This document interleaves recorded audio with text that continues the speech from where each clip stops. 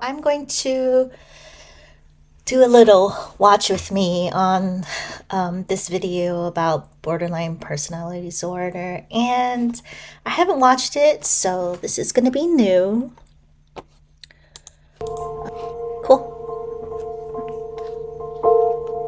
And I'm drinking a ABV So I tea think that I it's made. a historical term, and what happened was that there was a group of patients on psychiatric units that at some times appeared psychotic. I mean, they seemed what people would call crazy, hearing voices, very agitated, dysregulated, acting bizarrely, and at other times just looked like the worried well, like anxious people who seemed worried about certain things, and they weren't quite psychotic all the time like the schizophrenic patients, but they also weren't quite as worried as sort of the so-called worried well, the anxious people. They seemed to straddle that borderline between these two conditions.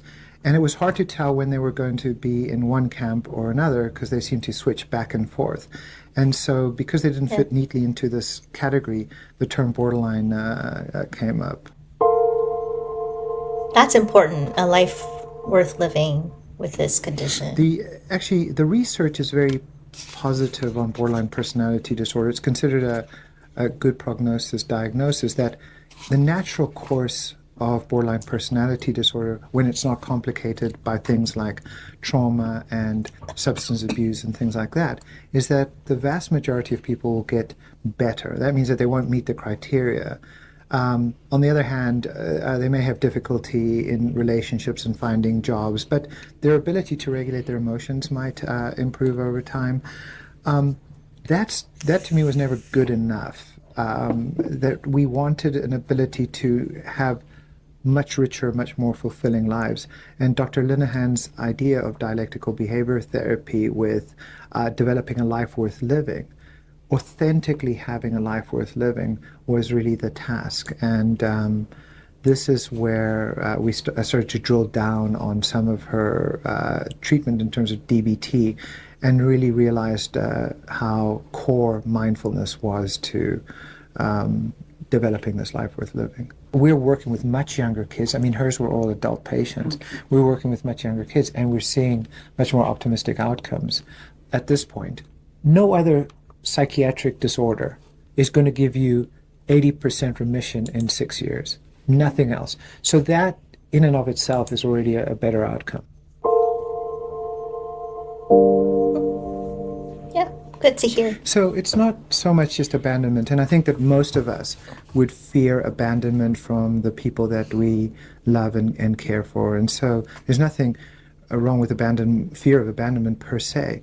It's not so much the fear of abandonment, it's the extreme reactions to fearing that abandonment. Now, the problem with people with borderline personality disorder is that they at times can fear abandonment even when it's not there. And then they act as if the abandonment Agreed. were real. So, for Yeah. instance, let's say a person doesn't return a phone call or shows up home late. Then this idea that pops into the person's mind that, oh my God, they don't like me, they don't care about me, they must be seeing somebody else, they're going to leave me. And it could have been that they were stuck in traffic or that their phone had died or whatever it is, and then acting as if it is. That real or abandoned fear is like or reaction. That's definitely real. A true thing.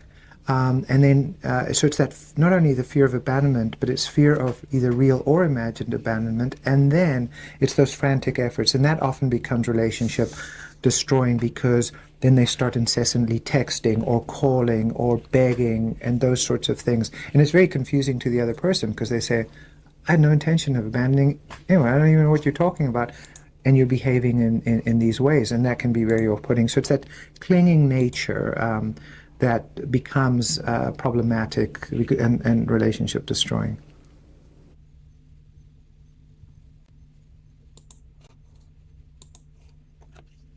Yeah, I mean, I think that then what tends to happen is that in the context of feeling pretty good, it's almost like a mood-dependent relationship. In the context of feeling good, then I really care about you and I feel cared for by you, and you're the best person. You're essential to my existence and to my well-being.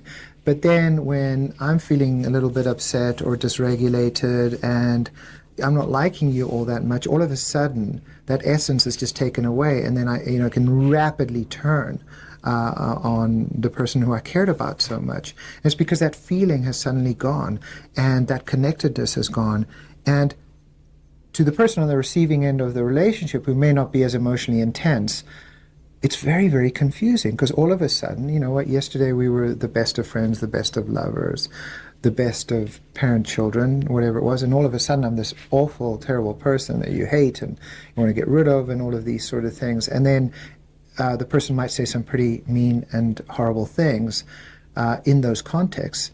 And that becomes hurtful to the person who doesn't know what's going on. And eventually that very behavior leads the person to say, I can't do this anymore and want to leave, which then triggers the fear of abandonment. So these things are all tied in together.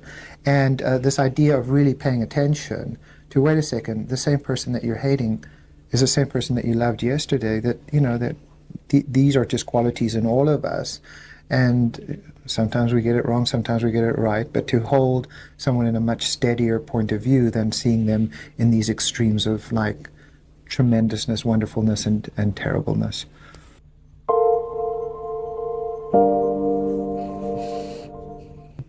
So for people with borderline personality disorder, one of the theories is that developmentally, as they grow up, there's something about their environment that doesn't reflect back to them what their experience is. And when that happens, it's very difficult to know what your own values are, what your own emotions are.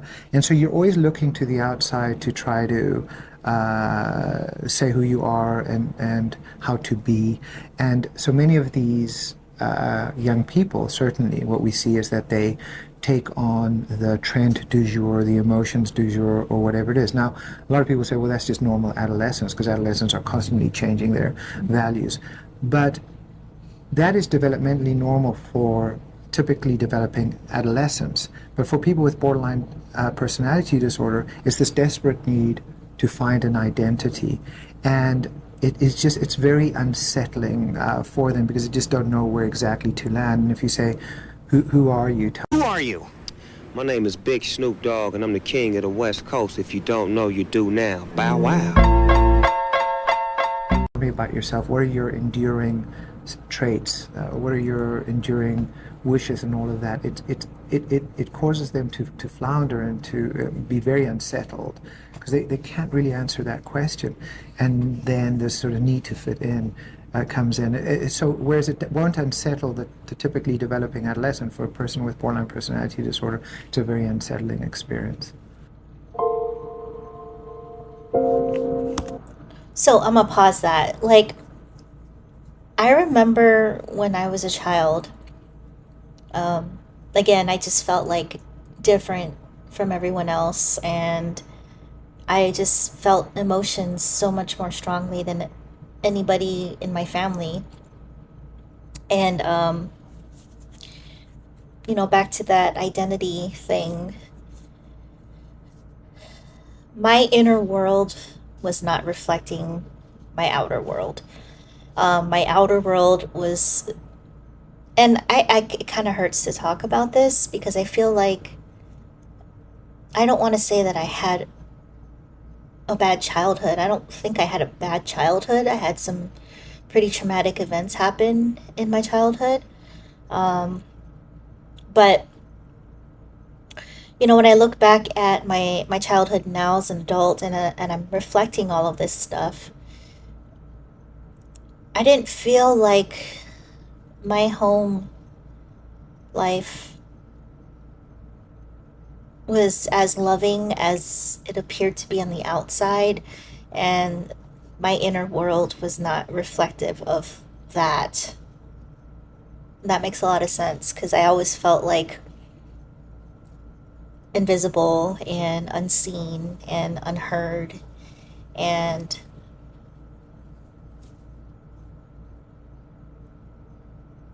yeah. Oh, wow. think that, as with anything, we're talking about a disorder that has a range of severity. That's not really necessarily reflected in the DSM in terms of like severe borderline personality disorder or mild, but it would be the same as anything else: diabetes, mild, moderate, severe, asthma, and all of these sorts of things. So I think that somebody who has very severe borderline personality disorder, what we see is constantly changing values, constantly changing employment, getting pissed off at the boss easily and then saying, I'm done, changing. With that though, I can say that my BPD hasn't affected my work. Um, as I mentioned, I kind of that's stuff outside of my like love life, like my family love, my uh, romantic love, things like that. I can brush off so freaking easily, and like I seem like the most unbothered person in the world. I've never had any issues with work or friends really. Um, but I did always feel like I was in competition with my friends. And I think not that they not that they ever, did anything to me to make me feel that way, but like I don't know, that whole comparing thing, yeah. I was always comparing myself to others, especially girls, because I always felt ugly and fat, chubby. I'm short and I'm thick. So, self esteem issues were prevalent in my growing up. Relationships and changing belief systems and all of that sort of thing. But I think a lot of people with more stable borderline personality disorder are very employable and can stay at a job. It's just when that becomes much more severe.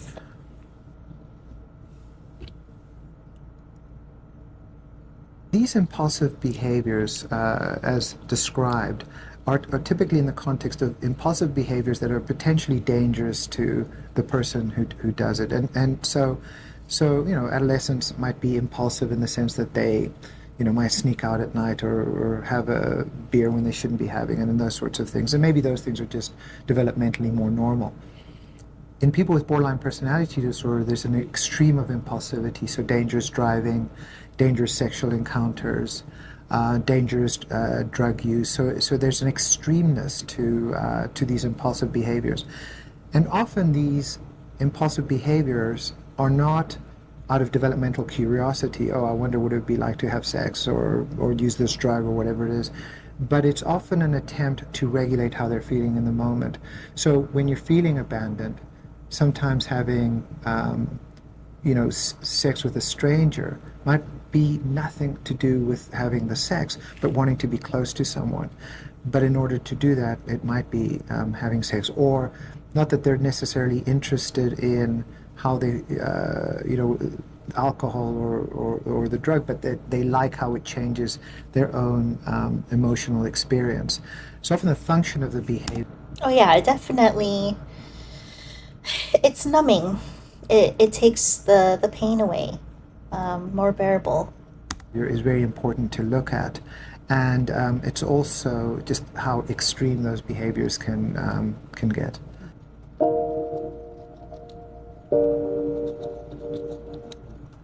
It's often, as with any impulsive behavior, it's not so much that they're not thinking about consequences. Most of our lives we live pretty mindlessly in any case, and we often decide that something's impulsive when it works out badly.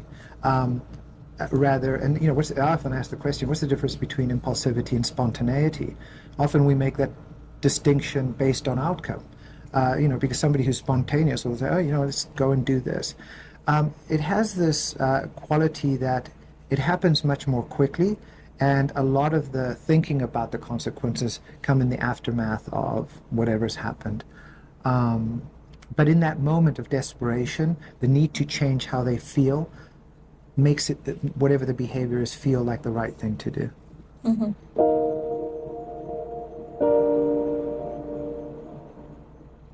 one of the tragic statistics is that it really is a very lethal condition, and that in historical populations, one of the data points that we had was that in people who required hospitalization, about 10% of people with borderline personality would kill themselves. And so when a person with borderline personality disorder says that they're suicidal, it is imperative that the mental health professional or the family member take them absolutely seriously.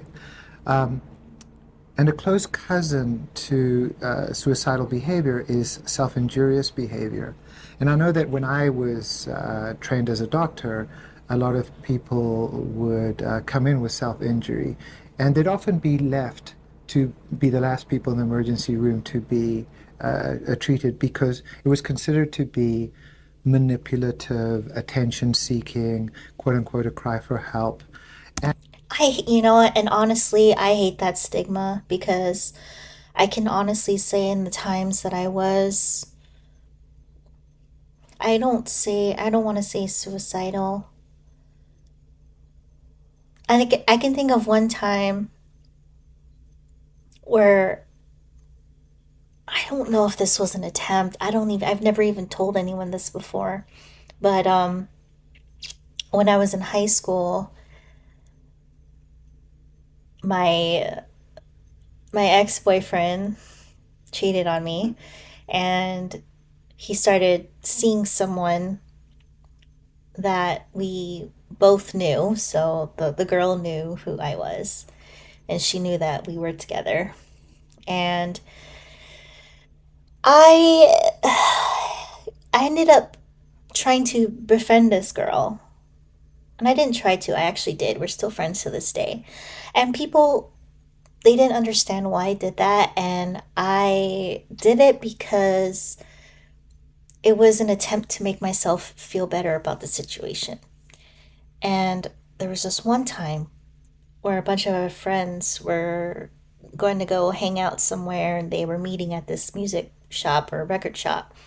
And I knew that they were going to be there, my ex and this girl. And,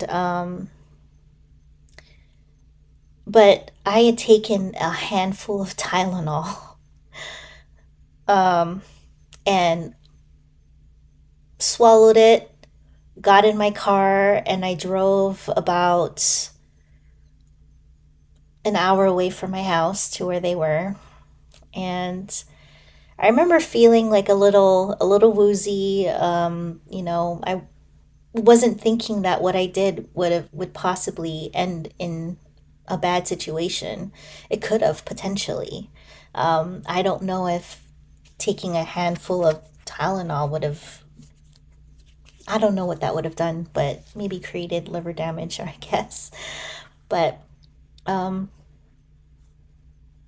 yeah, I feel like that was kind of a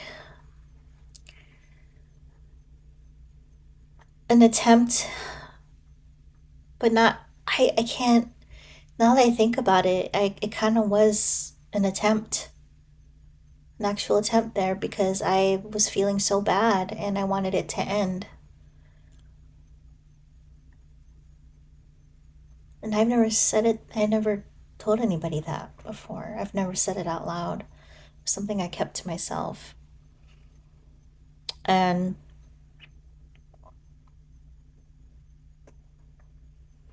everybody was looking at me kind of weird, like looking at me as if I didn't look well because I was kind of stumbling around a little bit.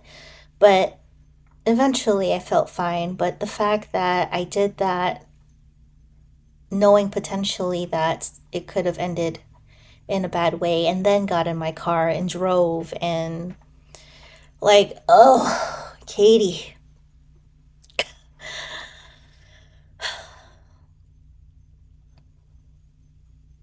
Yeah, and these are things that I'm thinking about now. Um, yeah, so I've never said anything, but I don't even know if that would have done anything to me or not, but it was an attempt at ending my suffering. So, well. And it turns out that research shows that that's rarely the case. And I remember a case once of a parent who said that their child had been cutting because they were looking for attention. And I said to the kid, "How long have you been cutting for?" And she said, "For about 2 years." And I said to the parent, "When did you find out?" And they said, "We found out last month." I said, "Well, that's the most terrible attention-seeking behavior I've ever seen, that it took 2 years to find out." And because it rarely has that function.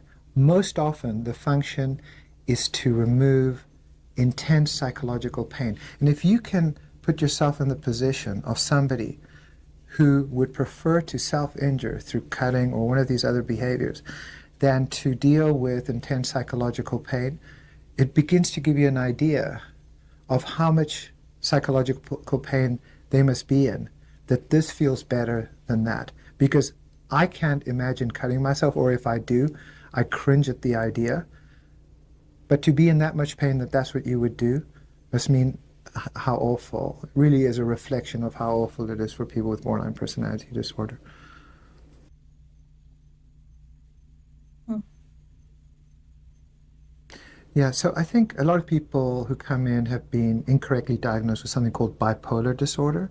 And what we know about bipolar disorder is that it's a condition where people have mood states that are enduring for periods of time, maybe a week or 2 weeks or even longer.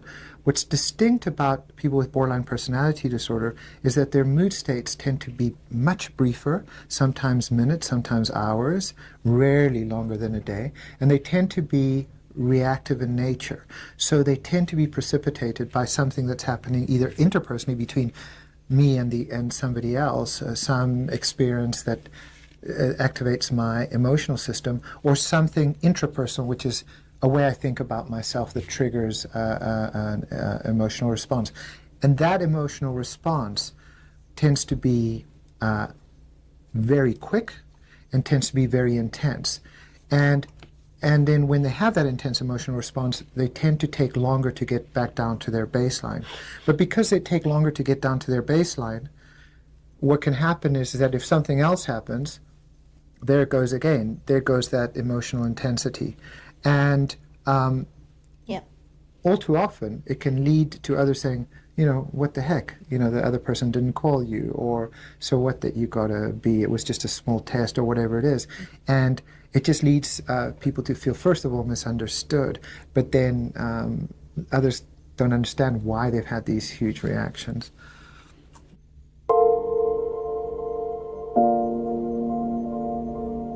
So people used to think about it as sort of boredom and emptiness that was like a tedium with life. But when we looked at it from a research perspective, there's this quality of aloneness, so that even though they're surrounded by people they consider friends and that friends consider them to be friends, it's the sense that their experience is so different that they're not really understood.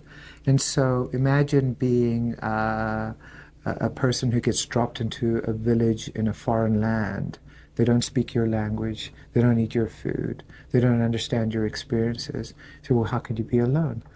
But you're alone because you're not understood culturally, contextually, philosophically, emotionally, and all of these sorts of things.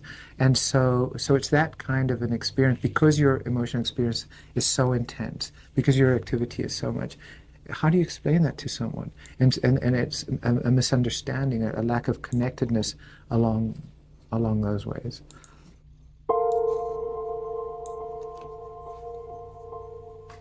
I think it's not only uncontrollable anger. I think it's generally uncontrollable emotions.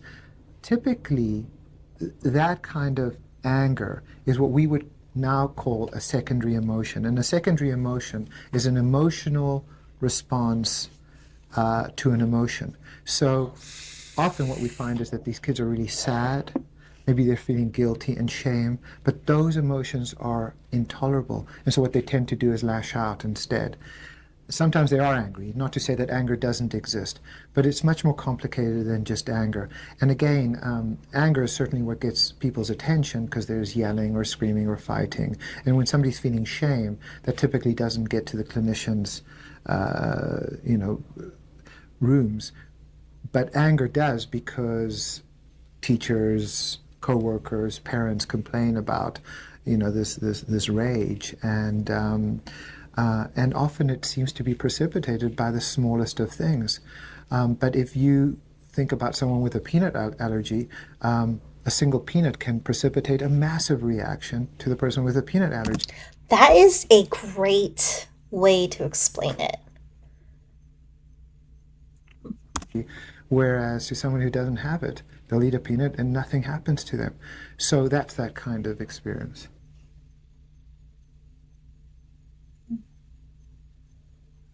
Sadly, many people with borderline personality disorder have also experienced tremendous traumas in their life, either as a consequence of borderline personality disorder, in the sense that perhaps out of desperation to be with someone, they've gotten with the wrong people and then experienced traumas, physical, emotional, sexual traumas, or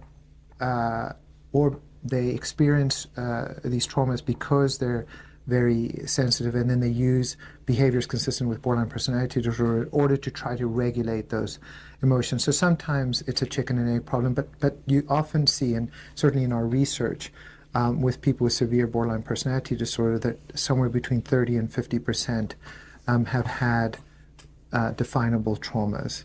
And in the context of that, we see some trauma symptoms like dissociation, a disconnection of their experience from their own reality, and it can feel as if the world isn't real, or that they might not feel real.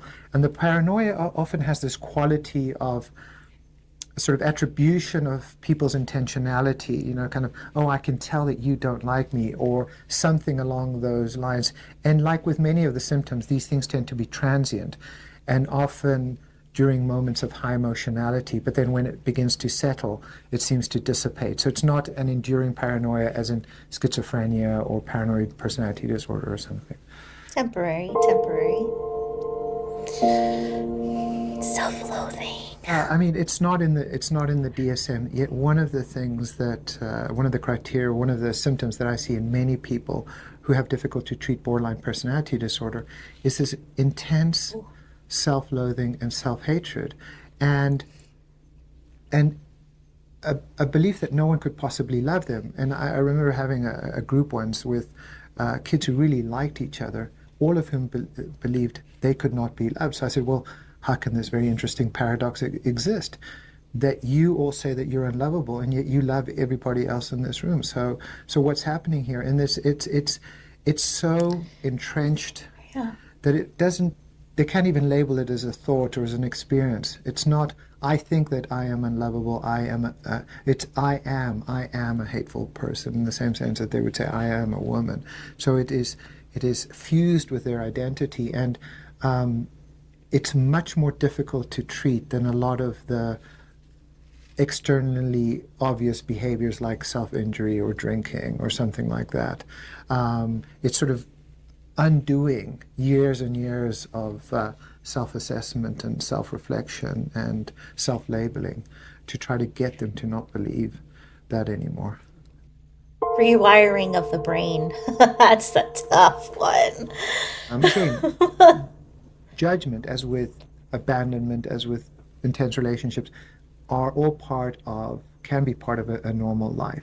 And so it's not so much that we don't judge ourselves or we might not judge other people. Again, it has to do with the extremeness with which this happens, so that there's a self-description that makes them intolerable to themselves. I'm a terrible person. Other people are going to hate me, and those sorts of things. And what's interesting is that people with borderline personality disorder are often wonderful pet owners. They don't feel judged by their pets. They don't feel judged by very young children. They often can be quite compassionate. But the minute a person is someone that has opinions and thoughts, and those start to be reflected in conversation, they can begin to feel judged by them, even when there is no intention to judge. On a completely different matter, it's sort of interesting. There was some research that was being done in veterans with trauma and anxiety disorders, and they were using a program that had an avatar attached to it. So there was this avatar face on the computer screen, and people thought, well, this is going to be ridiculous because it's not a real person. But it turned out that it was not only as effective, but perhaps even more than a psychotherapist. And when they were asked, well, you know, it's a computer program, why is it more effective? They said, because we knew it was a computer program, we knew we were not being judged. And so this idea of, in terms of theory of mind, of imagining what another person is thinking of you, which can sometimes be a projection of your own thoughts onto somebody else, or Yes. alternatively, something that you've heard for such a long time by a parent, by a coworker, by kids at school who bully, that you are awful and ugly and terrible and out of control, and all of these things become self-constructs that then, perpetuate and endure.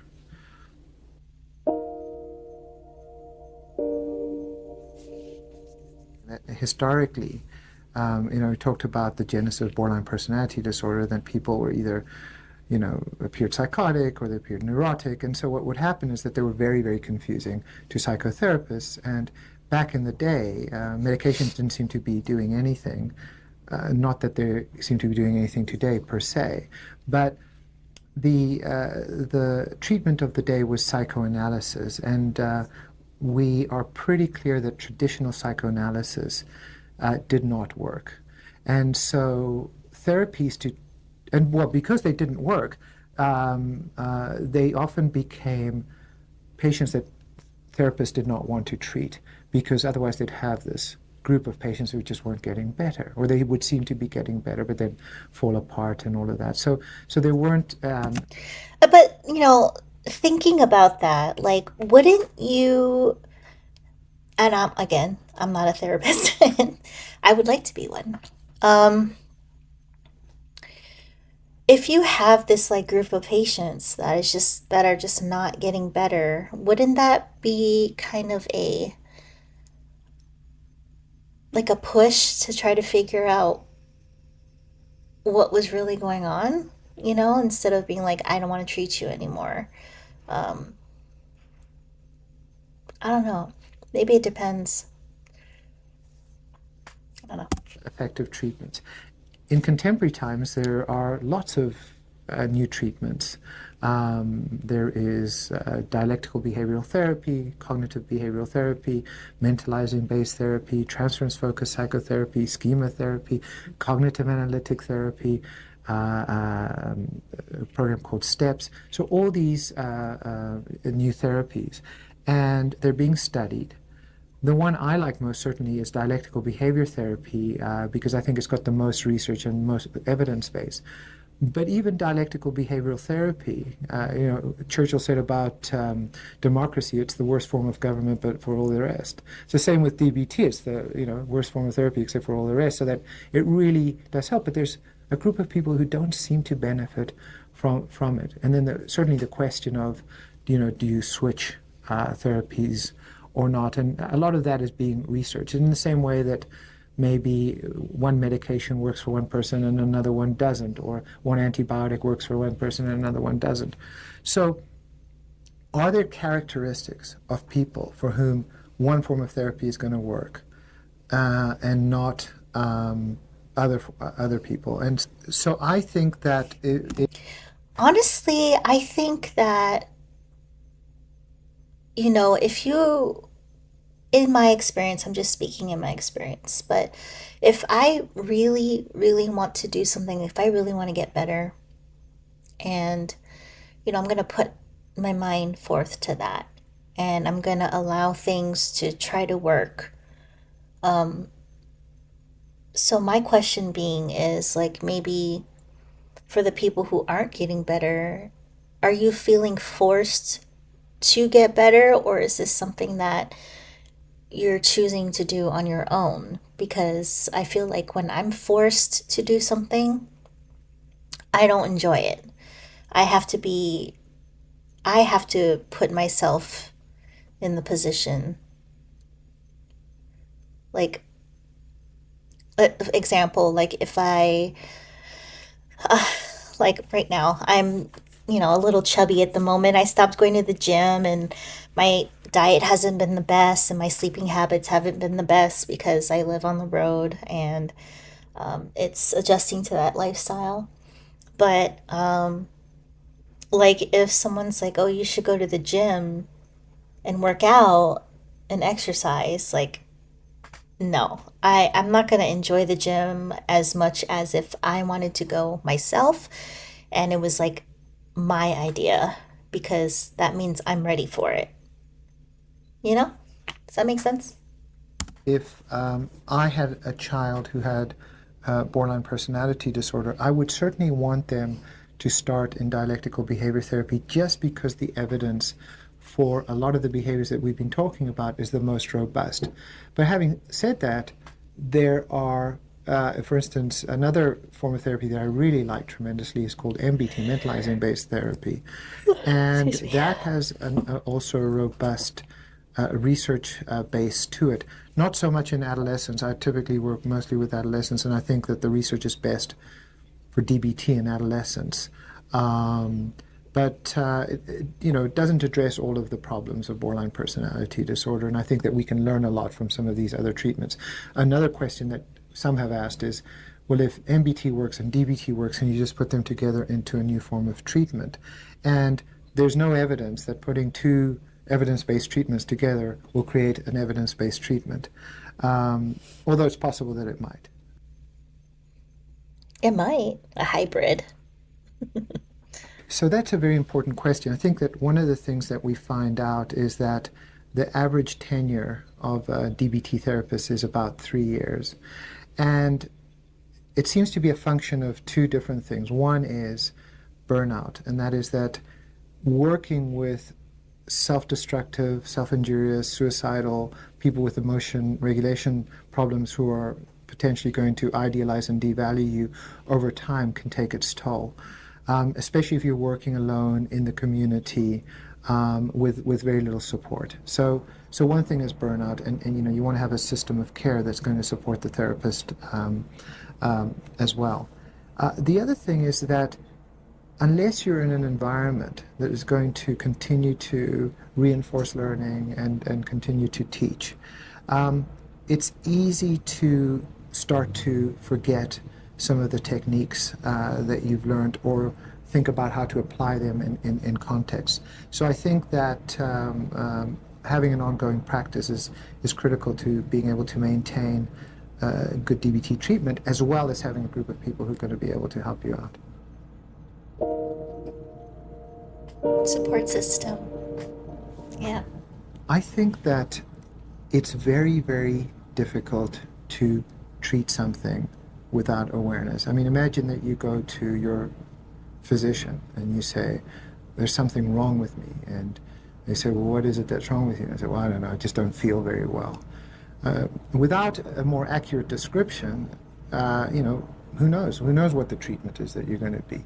They might be giving you something that's going to help, hopefully. They might be giving you something that's going to do nothing. They might be giving you something that's going to make the situation worse.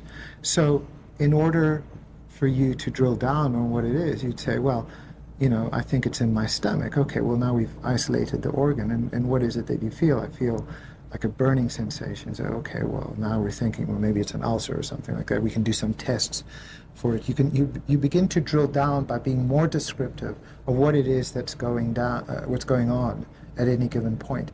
And without that awareness, it's very difficult for the person to not only to know what was happening to them, but to be able to describe, for the physician to then, or for the treater to be able to say, well, this is what we're going to do. So if somebody with borderline personality disorder comes in and they don't know what their own emotional experience is, what their urges are, how they got to do the behaviors that they did, all that's going to happen is that people might put them on medications that they don't need, or provide treatments that don't necessarily help.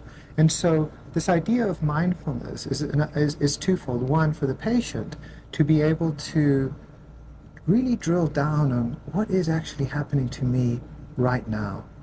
Now, it's almost antithetical to thinking about borderline personality disorder because people with borderline personality disorder can have so much dysregulation. But as we talked about earlier, these are episodic moments. And so this idea of being able to catch them as they arise, these dysregulations, this upsetness, much earlier on is going to be very important. And then for the clinician who practices mindfulness, to see their patient in love, to see them as a human being who is suffering with compassion, and then to be able to sit there and treat without judgment is just a wonderful thing. It's a wonderful experience for the clinician, and it's a wonderful experience for the patient. And then you can also get them to do things that they don't want to do necessarily because you're doing it out of compassion. And it's much easier to get someone to do something that they might not want to do when you know that they care about you and that, fundamentally they're doing it out of your best interest. You don't necessarily need a therapist, or certainly you don't need a bad therapist, and a person who can really work with deep understanding of this condition, of course, is going to be helpful. But not everybody has the luxury of being able to have a therapist, and so people who might not have extreme borderline personality disorder, but who recognize some of the traits of emotion dysregulation, of some upsetness in relationships, but not anything that would trigger psychiatric hospital or need for therapeutic intervention. Once you can start paying attention to what is happening to you, the habitual nature of your mind, how the mind goes into autopilot, mindless repetition of behaviors, you say, oh, well, there I'm doing that thing again. Then you've got the choice of turning left or turning right. But if you've always turned right, you might think that's the only option I have, or go straight, or go up, or go down. All of these things, because now you're doing it with awareness. You still might make that same choice. The difference is that you're doing it with awareness. Now you know that you're doing it. For many people who've been traumatized, this idea of taking yourself out of yourself can feel a lot like dissociation. Say, well, I disconnect all the time. And say, it's not so much that.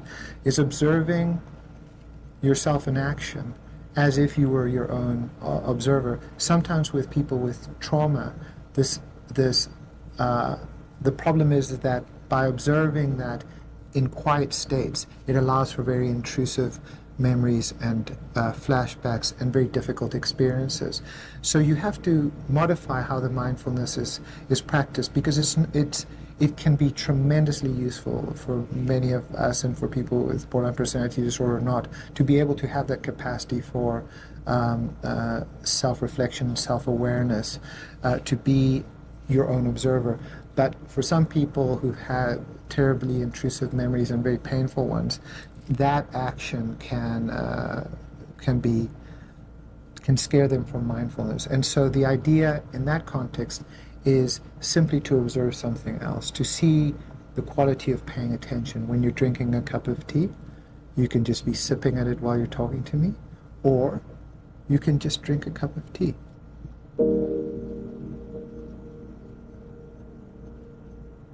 Yes. Well, Yeah. Well, if you were to think about it this way, let's just say that you had a terrible toothache, and I worked in oral surgery for 10 plus years. So the fact that he's bringing up a toothache just, that made me giggle. So, sorry. what I said to you is, well, what are you going to do about it?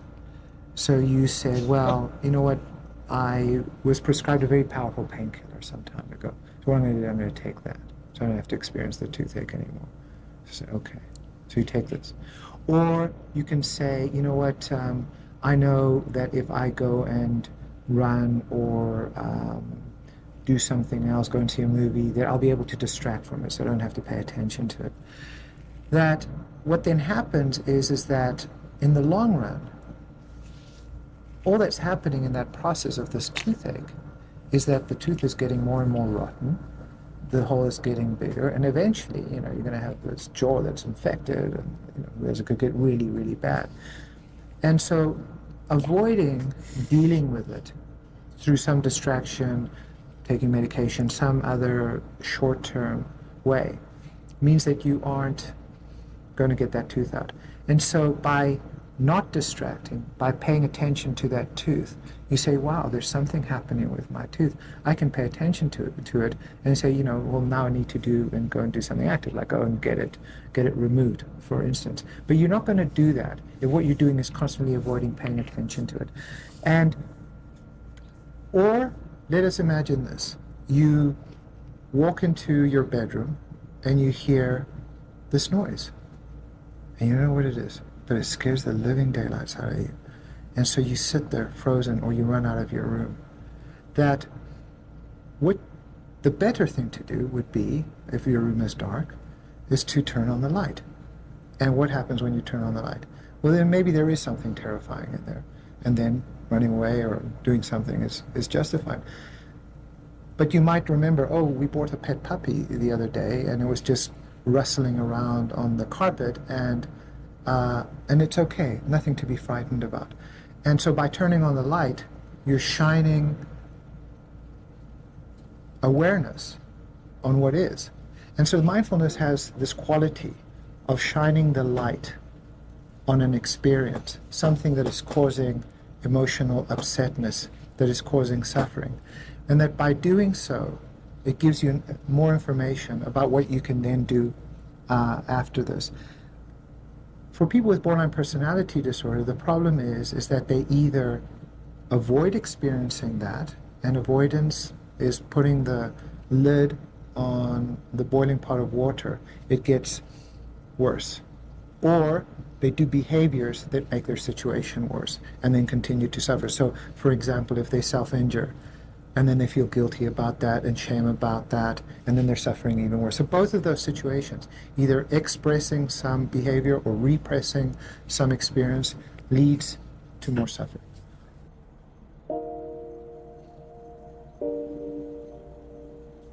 So what we know in research studies is that it appears to be about 60% genetic. And 40% environmental. And why would this be? What is it that you're inheriting from a parent? So what you might be inheriting is the genes for emotional sensitivity, the genes for impulsivity, the genes for a certain way of thinking. And that when paired with certain environmental stressors, including trauma and other things, then activate the full disorder. So sometimes you can actually see it coming down in generations, where it's, grandmother to mother to child, sometimes along the male line, but not always. Certainly Linehan didn't focus so much in terms of the evolution of dialectical behavior therapy into what percentage was genetic and what percentage of it was environmental, in the sense that both influence, and it is the transactional nature of the environment and the genes that lead to the disorder. But with more empirical evidence or more empirical research, it shows it's about 60%.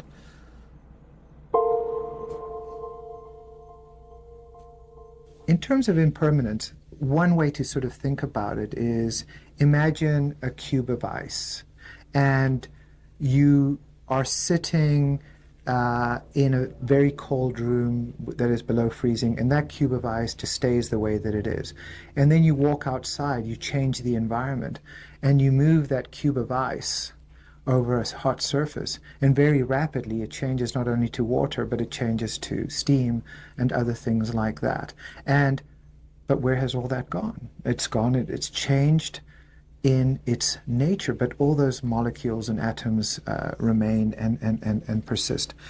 And this is happening all the time in all of nature, that things are constantly changing.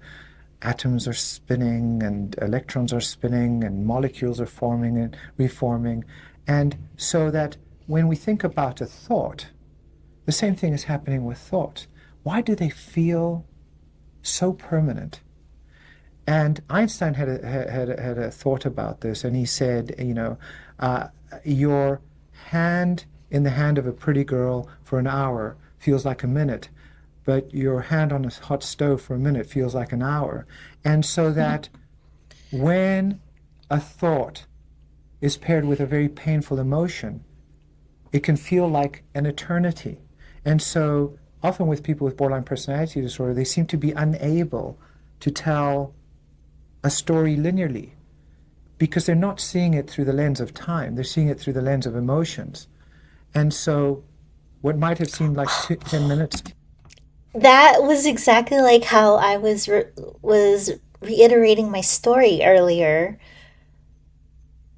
Like my sense of timeline was just like not there. I was all about emotion, like how I felt.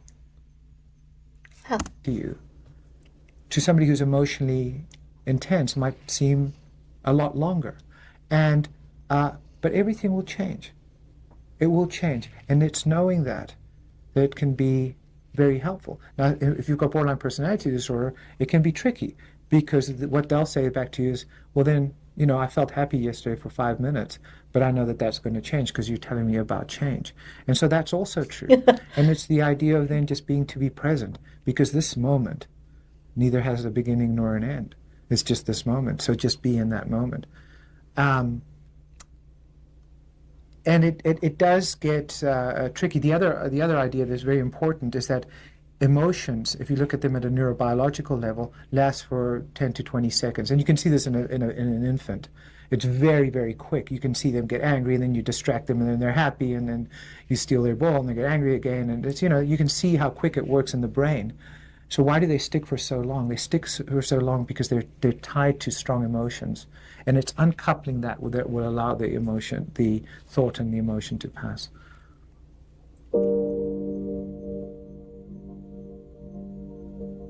I'm often asked the question about why I like to work with people with borderline personality disorder when so many people get burnt out in this field. And I find that, for me, that they're amongst the most inspirational people that I have ever met. And the reason is that most of us don't examine why Why is that we making live. me tear But up? thinking about why you want to kill yourself forces you to examine why you live. And it can be in speaking to someone with borderline personality disorder, uh, an in-your-face, real-time reality check about the things that you hold important and of value. And so I consider myself blessed, certainly in working with a lot of people with borderline personality disorder, because they challenge me to bring out the very best of myself in relationship to them. And so what I think about is this: no other group of people can get me to think in this way than people with borderline personality disorder. And why is that? Why is that the case? I mean, why am I so inspired by them? And it's this overcoming of adversity time and time and time again.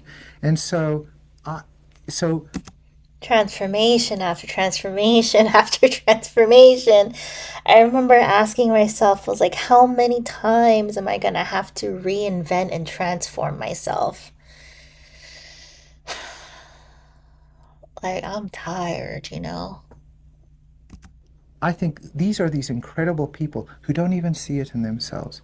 And if they can get to see how wonderful they are, that they are not second-class citizens, that they've labeled themselves that way, maybe because of things that have happened in their past, but that there's greatness within them as there's greatness within all of us, that they are as essential to the universe as any one of us is.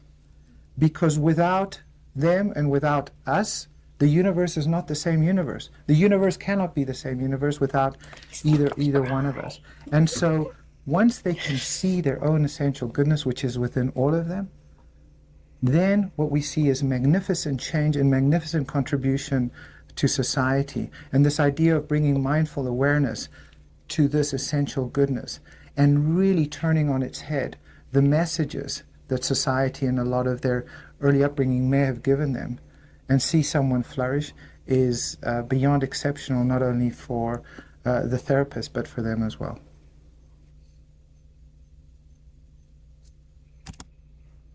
The reality is that the vast majority of people with borderline personality disorder get better, and with the right treatment, many go on to live fulfilling lives.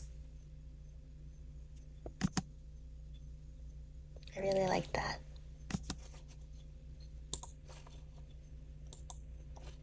I really like that video. was not expecting to get emotional after that ending part, but it's not often that you hear people talk about people with borderline personality disorder with such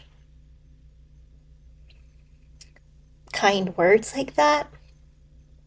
And so, um, yeah, I hope you guys enjoyed watching that video. Um, Let me know what you think. I mean, he made a lot of good points. He used a lot of great analogies. I'll link the video in the description, but hope you enjoyed that video. And, if you're looking into borderline personality disorder because you have it or someone you love might have it, um, this was a great video to watch, just give you a little insight. So, thank you for watching with me. See you next time.